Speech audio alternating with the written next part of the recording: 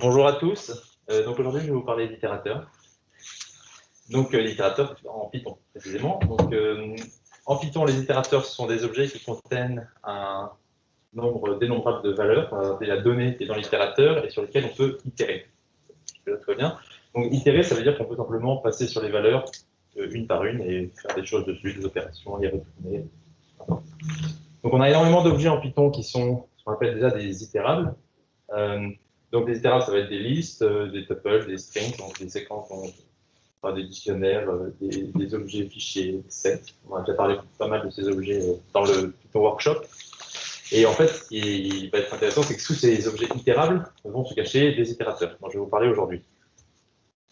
Et donc les itérateurs, en fait, ça va être simplement un outil qui est caché sous les itérables et qui va permettre d'itérer sur les objets itérables. Simplement. Donc je vais prendre l'exemple de cette liste de noms qui a en fait naturellement une built-in function de Python qui s'appelle iter et qui définit un itérateur sous la liste et qui est caché dessous quand on définit la liste. Voilà. Donc l'itérateur, en fait, ce qui va être intéressant, c'est qu'il va permettre de décorréler l'objet sur lequel on travaille, donc les données qui sont ici, les nombres par exemple de la liste, et la manière dont on va itérer dessus. Et la manière d'itérer, ça va être défini par un protocole d'itération. Et donc le protocole d'itération, c'est défini par deux fonctions qui sont les fonctions iter. Donc iter, c'est l'itérateur lui-même, et la fonction next qui va simplement passer d'un item à un autre, et donc qui va simplement permettre d'itérer sur l'objet qu'on est en train de regarder, l'objet itérable qu'on est en train de regarder. Voilà, tout ce qu'on peut dire, une petite remarque, c'est que un itérateur, c'est obligé un objet itérable, parce qu'il a une méthode iter, et la méthode iter, c'est ce qui définit un objet itérable. Donc là, tout va bien. Et que toutes les méthodes classiques qu'on connaît en Python, donc les boucles for, les boucles while, ce genre de choses, en fait, sont des méthodes qui cachent des itérateurs à l'intérieur qui permettent d'itérer sur des objets itérables. Donc, je vais vous donner des petits exemples pour illustrer tout ça. Donc, on va prendre notre liste de nombres. Pardon. Hop, dessus. Voilà notre liste de nombres. Et on va simplement vouloir itérer sur cette liste de nombres. Donc, normalement, on fait des boucles for, mais là, on va passer par les itérateurs. Donc, je vais définir un itérateur sur ma liste de nombres.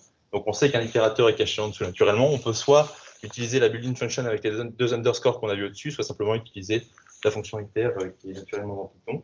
Et on va pouvoir itérer donc, sur cette liste de nombres en utilisant la fonction next. Donc, la fonction next, elle va simplement partir au début de rien, donc d'une initialisation de la liste de nombres, et elle va arriver au premier item de. On va pouvoir passer au deuxième item, au troisième item, etc. Et au bout d'un moment, on n'aura plus d'items dans la liste de nombres et on va arriver sur une exception qui s'appelle une exception stop iteration. OK. Donc ce qu'on a vu là, c'est que j'ai rené plusieurs fois la cellule next it et on a vu qu'à chaque fois, il ne reprenait pas au début de la liste, mais il reprenait simplement un item où il s'était arrêté dans la liste. Et donc ça, c'est une des propriétés de l'itérateur, c'est qu'il retient la position d'itération sur laquelle il était. Et comme on l'a vu, donc une fois qu'on arrive à la fin de l'objet itérable, on a une exception. Et à ce moment-là, une fois qu'on arrive à l'exception, on a terminé d'utiliser l'itérateur, et en fait, l'itérateur est périmé, on ne peut plus l'utiliser, on est arrivé au bout, et il va falloir en définir un autre si on veut réitérer sur l'objet itérable sur lequel on est en train d'itérer. Donc voilà, l'itérateur, c'est un objet qui est unique, donc qui est défini qu'une seule fois, et qui est défini pour une itération particulière sur l'objet. Et si on veut refaire une itération sur l'objet, il va falloir redéfinir un itérateur. Donc là, on peut le voir simplement en montrant que si on définit deux fois l'itérateur sur la liste de nombres, on n'aura pas le même itérateur. En fait, on en redéfinit un à chaque fois. Voilà. Pas unique. Donc là, vous allez me dire, oui, mais pourquoi pas avoir utilisé une boucle for? C'est complètement vrai. Et donc, en fait, la boucle for, la boucle while, enfin la boucle for en particulier, c'est celle qui va nous intéresser ici, elle cache naturellement les mécanismes, enfin les fonctions iter et next à l'intérieur. Et donc, si on veut redéfinir la boucle for, par exemple ici, à la main, on peut simplement effectivement utiliser les fonctions, la définition de l'itérateur ici, les fonctions next, jusqu'à ce qu'on atteigne une exception qui est la fin de la liste et qu'on renvoie stop iteration. Voilà. Donc ça, c'est ce qui se cache sous les boucles que vous utilisez en Python. Et donc la boucle for, on a simplement un itérable sur lequel on va définir un itérateur et sur lequel on va itérer avec la fonction next, et on va faire des actions sur les items qu'on est en train de récupérer sur l'itérable. Je peux me permettre une petite remarque? Ouais. En fait, je l'aurais plutôt dit dans l'autre sens. C'est pourquoi on n'a pas fait une boucle for, c'est plus exactement, en fait, s'il n'y avait pas d'itérateur, on ne pourrait pas faire une boucle for. Et la capacité, le fait de donner la capacité d'être itérable à un objet, c'est ce qui va permettre de le rendre utilisable dans une boucle for. Donc tu peux imaginer définir ton propre objet, je sais pas, annuaire par exemple, Oui, tout à fait. qui n'hérite pas d'un itérable, mais tu le rends itérable en définissant les méthodes iter et enfin underscore underscore iter et underscore underscore next. Tout à fait, absolument. Oui, c'est pas la boucle for qui définit, mais je me suis mal exprimé. Mais qui utilise directement les propriétés de l'itérable. Voilà. Bonne remarque, je te remercie.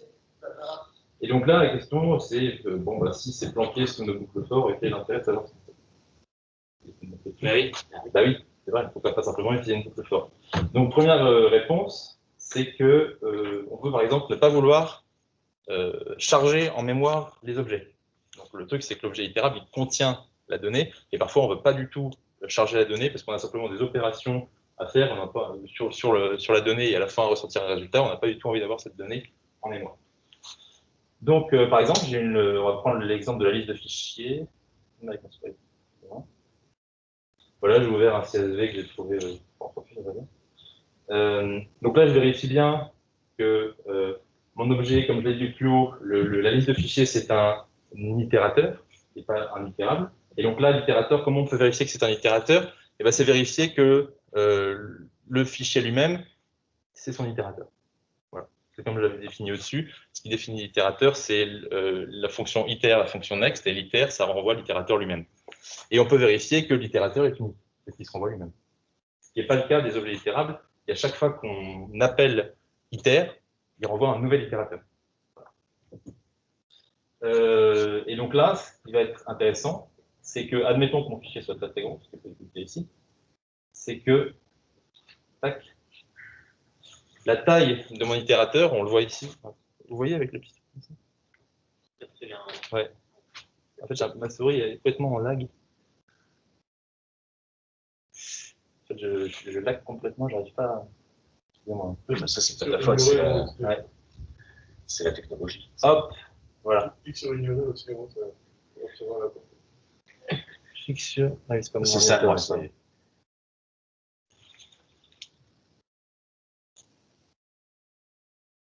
Et donc là, voilà, ce qu'on peut voir, c'est que en mémoire, bah, mon CSV, il a une certaine taille, et que mon itérateur, en fait, il a juste la taille de l'itérateur, et je vais pouvoir faire des opérations sur ce CSV, mais pas du tout utiliser quasiment pas de mémoire, à part la taille de mon itérateur, ce qui est en fait assez intéressant.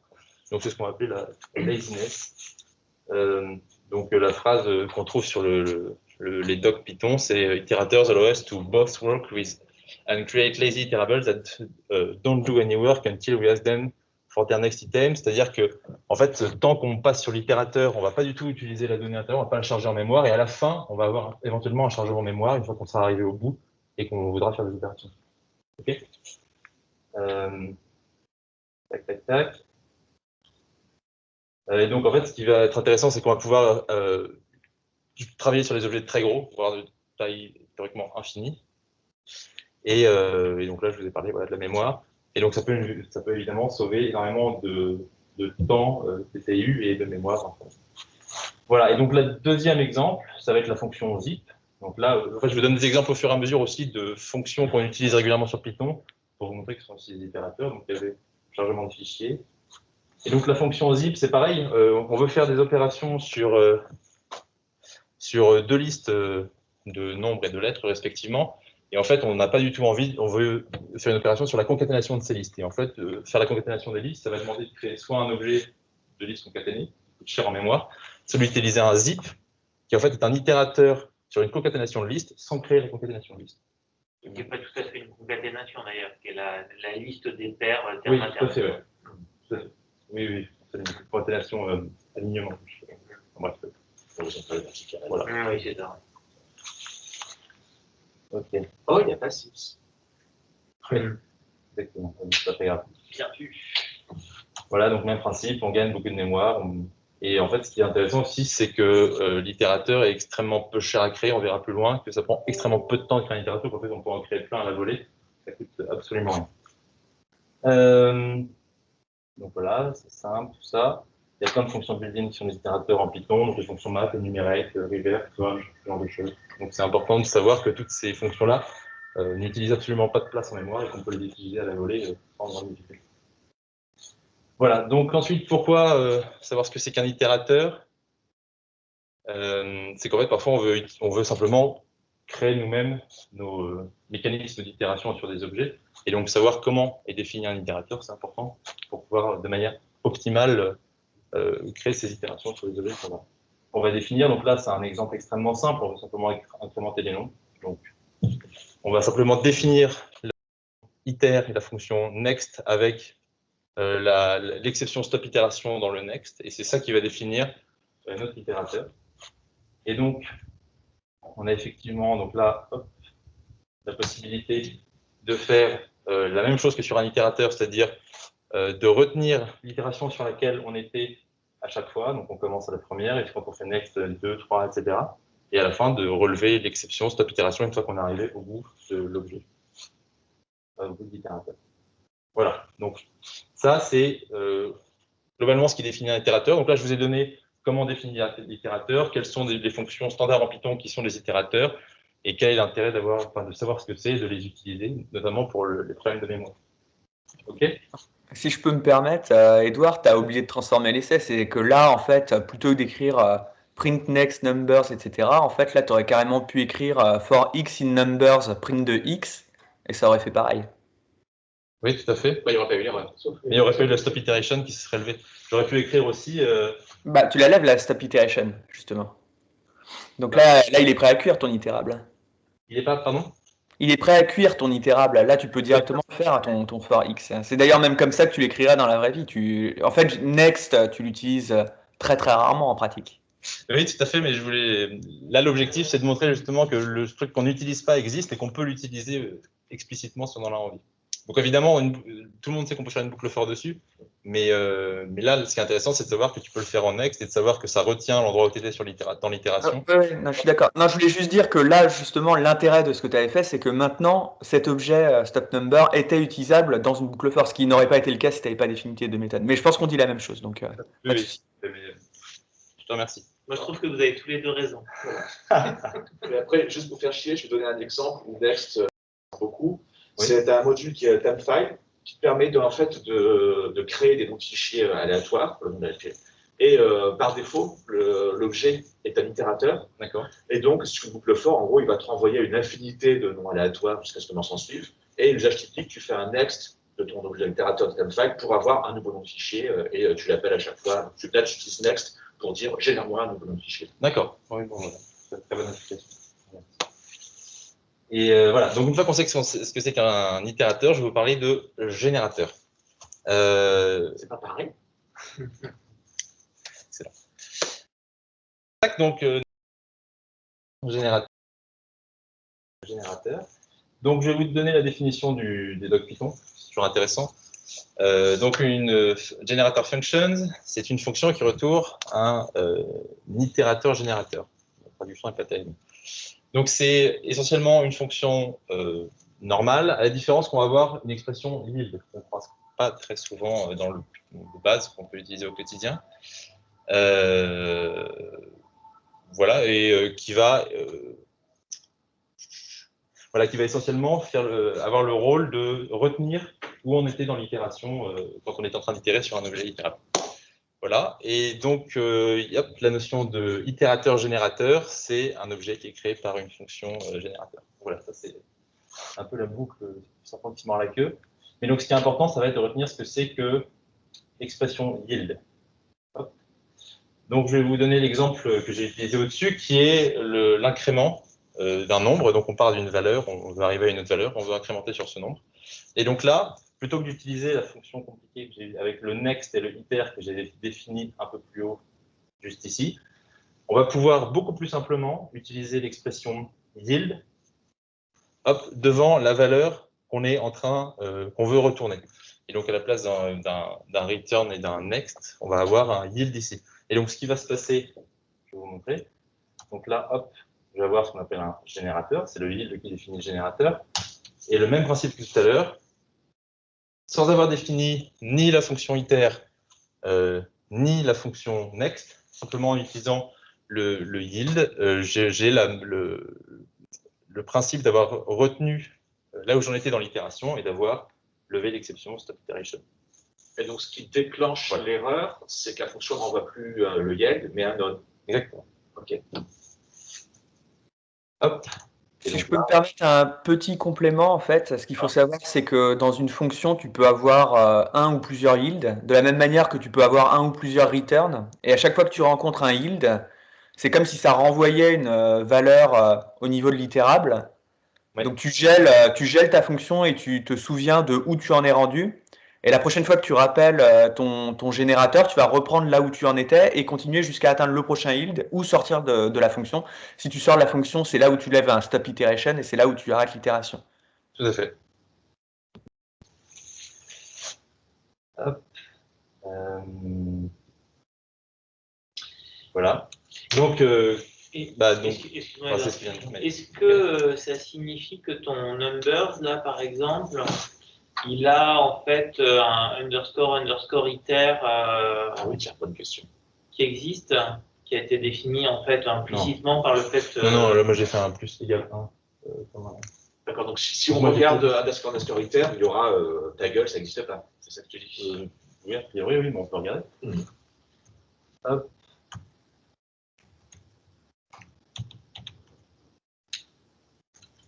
Il n'a pas l'air de vous. Moi, je dirais qu'il a existé. Ah oui, bien dit. Bah voilà. C'est une très bonne question. En fait, c'est assez logique qu'il existe parce que sinon, ta boucle for, en fait, elle ne sait pas comment a été produit l'objet. Elle ne sait pas si c'est vraiment une classe ou si c'est une fonction générateur ou je sais pas quoi. Elle s'en fout à son niveau, la boucle for. Donc, elle a besoin de se dire, ah, il faut que j'examine l'itérable et pour ça, il faut qu'il ait une méthode underscore iter et une méthode underscore next. Donc, c'est assez logique en fait qu'il y en ait un. Et du coup, question débile, si tu.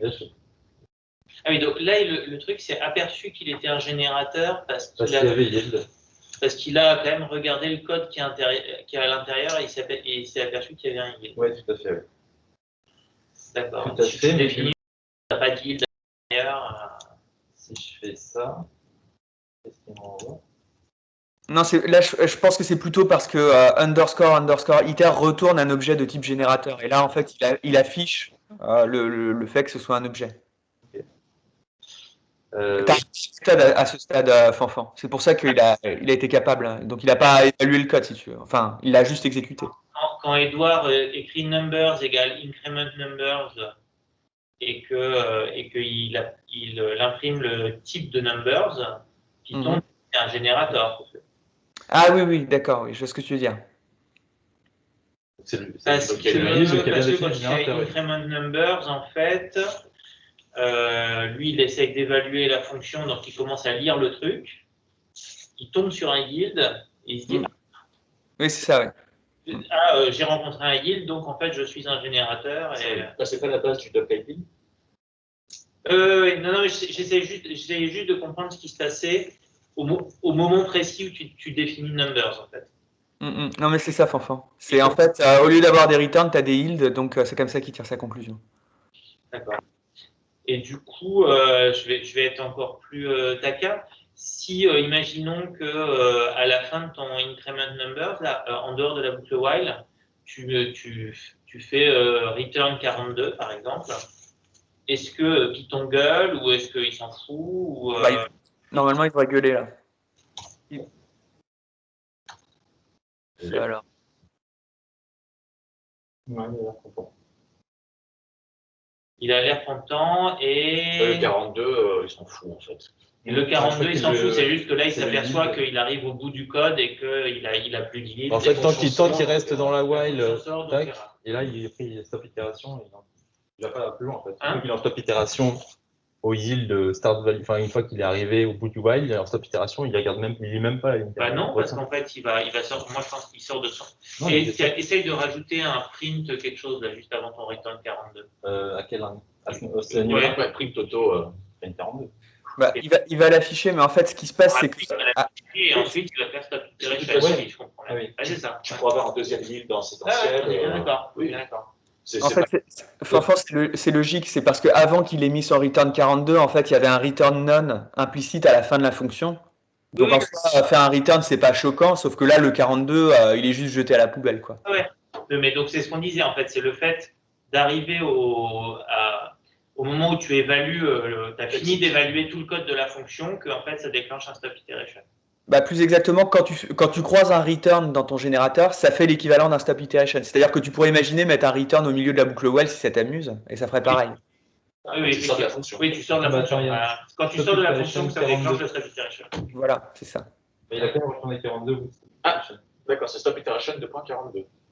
Il y a... D'accord, donc il donne une info. Okay.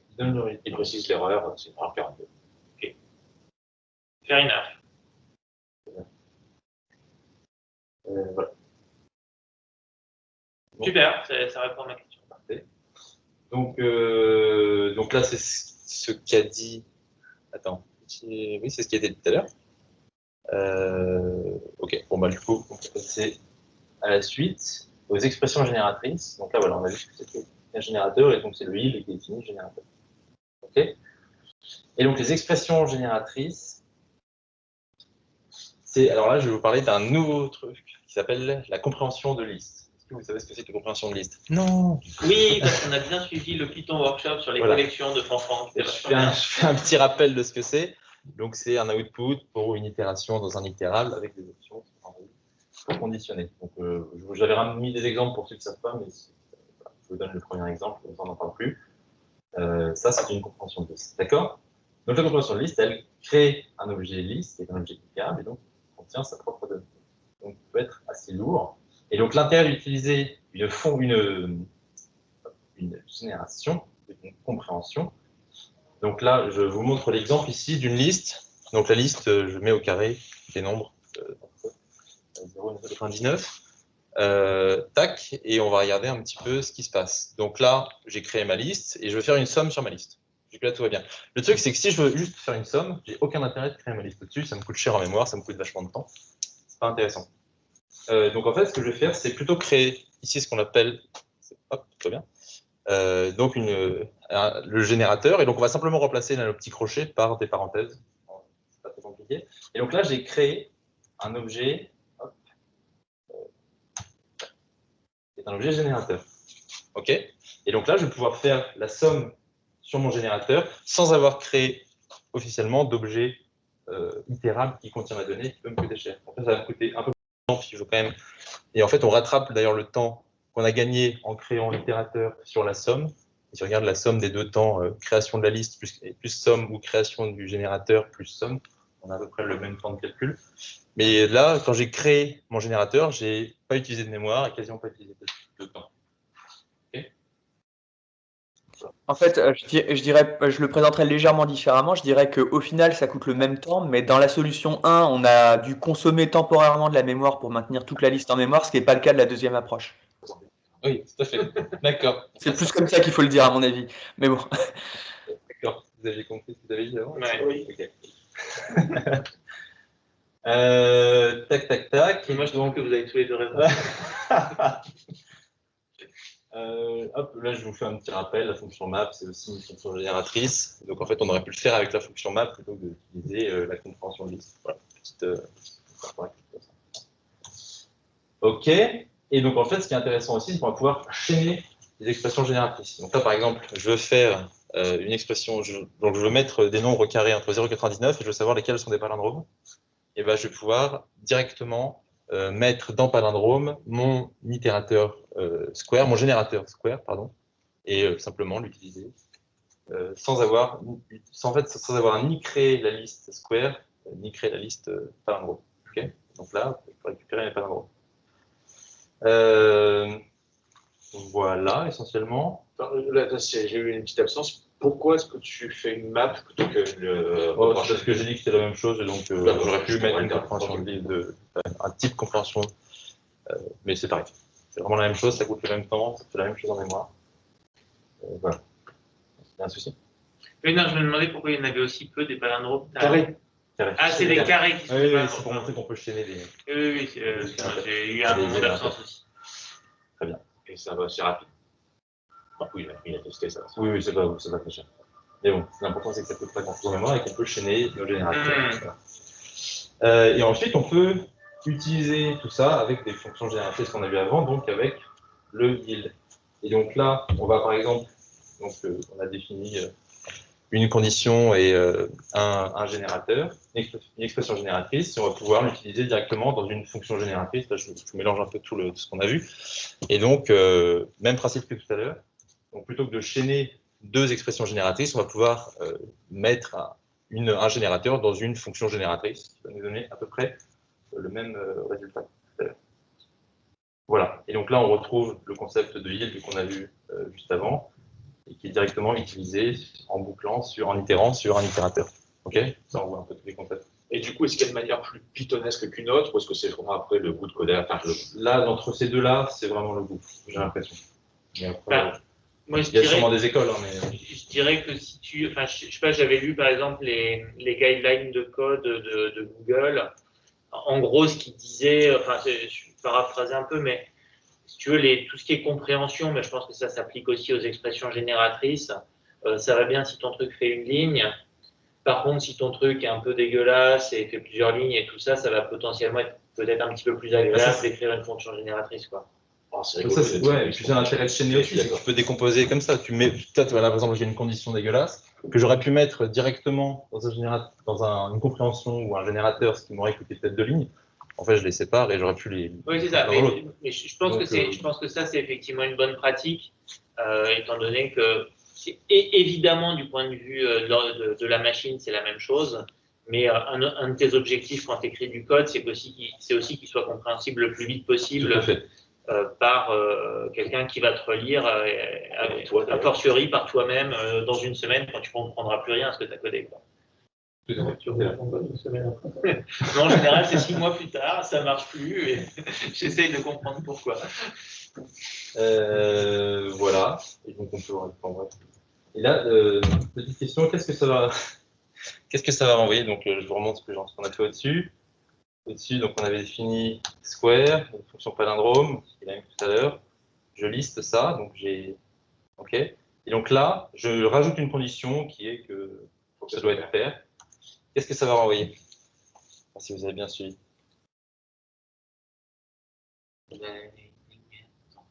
Attends, c'est quoi le instance x int? Non, mais ça, oui, c'est pour dire qu'il faut que ce soit un string, soit un int. D'origine, j'avais fait un autre exemple. D'accord. Bref, c'est 484, 676, etc., je pense. Oh, vous n'avez pas suivi du tout. Ça rend une liste vite parce que j'ai déjà utilisé mon itérateur et qu'on peut l'utiliser qu'une seule fois. Le score a été utilisé au-dessus. Tu fais des Lingo, il nous a très important. J'aurais pu en recréer un, ça ne me coûte rien en temps et en mémoire quasiment. J'ai pas vu que tu n'avais pas recréé, mais ok.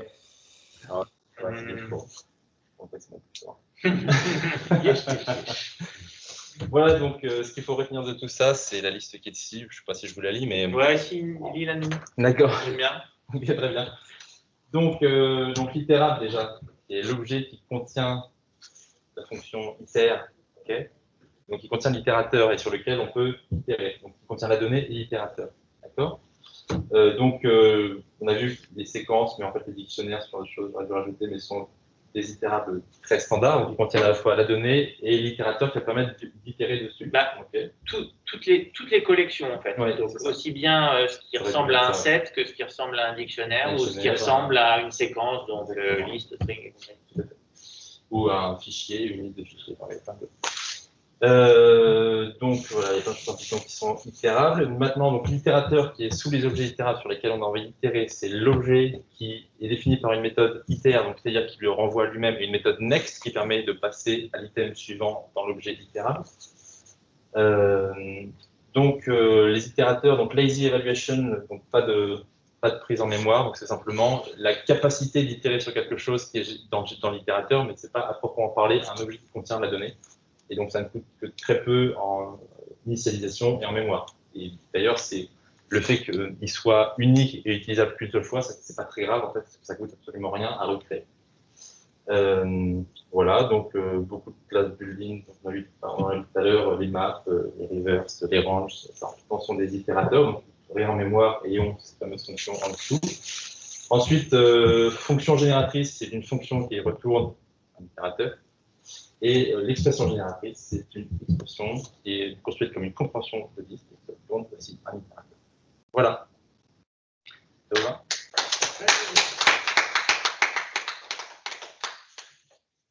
Petite remarque additionnelle, t'as pas trop parlé du cas où le truc sur lequel tu itères change de taille. Donc typiquement, tu itères sur une liste et tu veux, je sais pas, supprimer un élément sur de ta liste ou même carrément tous les éléments de ta liste. Là, en gros, ce qu'il faut savoir, c'est que Python va te dire, bah non, l'itérateur il est cassé parce que le truc sur lequel tu itères, il a changé de taille. Et ça, t'en as pas trop parlé, donc je sais pas si t'as un petit peu regardé, si t'as quelques mots à dire à ce sujet. Non, j'ai pas regardé. Bon, bah voilà, donc en gros, ça marchera pas. Donc si tu crées une liste, je sais pas, L égale 1, 2, 3, et que tu fais for x in L del de x, je pense. Voilà. Si tu fais ça, normalement, ça Python, il va te dire oui mais non. Il n'y a pas de parenthèse, enfin il n'y a pas besoin de parenthèse, plus exactement. Non, mais ça va pas marcher, ça. Del de Ouais. LI. Ouais, c'est ça. Ça va pas fonctionner, ça. Il faudrait gagner numérique. Il faudrait gagner Il y a numérique. aussi, d'ailleurs, un itérateur. Hop. Ah oui, ça doit être del de L de I, je sais pas, un truc comme ça, voilà. Pas de Et tu parenthèse. peux- Bon, on On verra, verra. c'est pareil. Ah non, là ça marche. Ouais, ça me dit rien. Bah, en fait, il y a des cas, alors je sais pas forcément toujours le reproduire, mais Je pense que je peux donner un élément de réponse. vas-y. Ça fait des trucs Ouais. bizarres quand Ouais, même. mais c'est Hein. parce qu'en fait, il reste sur le. Comme c'est un itérateur, il reste là où il était sur le 1. Ouais. Et donc le 2 est passé 0, et donc c'est le 3 qui disparaît. Donc, moi, souvent, je dois gérer des listes qui tiennent pas en mémoire. Et du coup, j'ai une petite classe qui les fait tourner. Et effectivement, ce que j'ai remarqué, c'est que si tu as un underscore getItem et une length, en gros, tu peux générer un itérateur. Mais du coup, si c'est là-dessus que tu te bases, j'imagine que si ta length, tu l'as modifiée à la volée et que tu as tes getItem, il doit partir en sucette à un moment donné. Mais il fera. Je pense pas qu'il va renvoyer une erreur, mais il fera ça, quoi. Et, bah, si au début, il considère que le getItem, il a le droit de le faire jusqu'à length, et tu risques de déclencher une erreur si le getItem, à un moment donné, ne peut plus faire ce qu'il faut. S'il prend le length au début et qu'il fait un getItem, voilà. Oui, l'erreur du fait que tu as dépassé l'indice C'est ça. passera avant le stop iteration. Oui, Oui, qui sera peut-être hardcodé avec un range pour aller jusqu'à. Donc je pense que c'est ce genre de couille qui doit. Essaye de remplacer ta liste par un dictionnaire, je pense que ça montrera le problème. Ça marche. Donc, un dictionnaire de ce type-là, ça vous va? Ouais, comme tu veux, on s'en fout. Et du coup, tu supprimes la clé courante. Hop. Et Ou tu fais un pop. Ouais, Problème aléatoire. Tac. Voilà, donc là tu fais for k in L et tu fais del k. Bah, c'est pas grave. Comment? C'est pas grave, il va popper quand C'est même. ça, hein? Je sais pas si ça marchera, mais Il a un S. S. Et parenthèse. Parenthèse. C'est.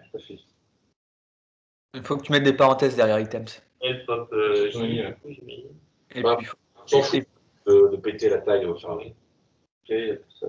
non, mais là fais del de i, puisque i t'as appelé ta clé i, fais del de i. Pardon, del de L de i. Voilà. Tac, il est Ouais, pas content. ça lui a quand même pas trop plu. Hein. Il n'a pas kiffé. D'accord, bon, ça c'est intéressant. Donc là, en fait, dans ce genre de situation, quand tu as ça, en fait, tu peux plus te contenter d'un générateur. Donc L.items est un générateur, mais il n'est pas suffisant parce que en gros, tu casses le générateur. Et en fait, tu es obligé de faire typiquement une comprehension list qui va en gros maintenir en mémoire ce qu'il y avait dans le dictionnaire, ce qui est un peu triste, pour pouvoir continuer à itérer sur un truc qui lui ne bouge pas pour dégommer le truc que tu veux faire bouger. Ça coûte pas moins cher de refaire un générateur à chaque fois?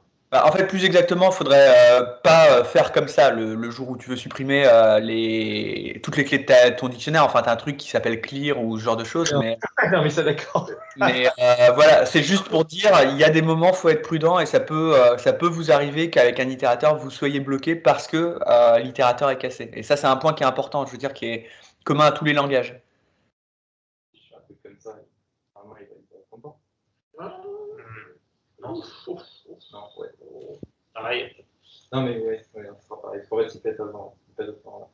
Mais ce qui est rigolo, c'est qu'en fait, si tu fais les méthodes underscore iter, underscore next, et que dans next, à la volée, tu vérifies que le screener est vide ou pas, normalement, tu auras zéro problème. Tout à fait. Donc là, c'est vraiment qu'il doit reposer, il doit partir du principe que la Exactement, size oui. va rester constante pendant l'itération, et il doit utiliser ça comme. Tout à fait. Bon, voilà. Parce que justement, le underscore iter et underscore next, tu ne contrôles pas quand tu fais le for. Comme ça, tu non, laisses tu laisses Python faire. décider de quel est le fédérateur. Tout à fait. Moi, j'avais une autre question, c'est donc, dans les cas courants où tu voudrais définir un itérateur un petit peu à la main, tu peux effectivement faire comme la première version que tu avais faite avec une classe et une méthode iter qui renvoie à self et une méthode next. Et tu peux aussi faire une fonction génératrice.